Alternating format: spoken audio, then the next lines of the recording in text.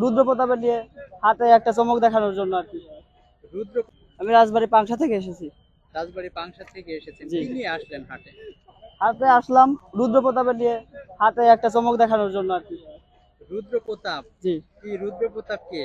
রুদ্র প্রতাপ ছাগল। আপনার ছাগলের নাম রুদ্র জি প্রতাপ? জি। আচ্ছা আচ্ছা, কত টাকা দাম চাচ্ছেন এটা? চাচ্ছি 2,20,000। 2,20,000 টাকা। কত মন মাংস হবে? মাংস 120 কেজি হবে। 120 কেজি, 3 মন। জি। আচ্ছা, এটার নাম রুদ্র প্রতাপ কেন দিলেন? রুদ্র প্রতাপ দিলাম সব দিক থেকে স্মার্ট এর জন্য। মানে রুদ্র প্রতাপটা কে, কেন মানে এই নামটি আপনি সিলেক্ট করলেন?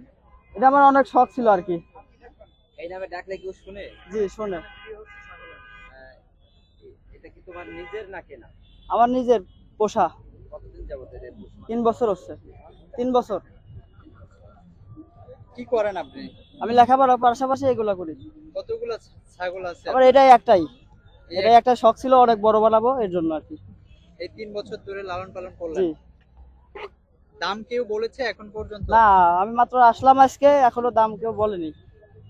কেউ দাম বলেনি না, এখনো? এখনো ক্রেতা দেখা যাচ্ছে এই না। দামে বিক্রি করতে পারবেন?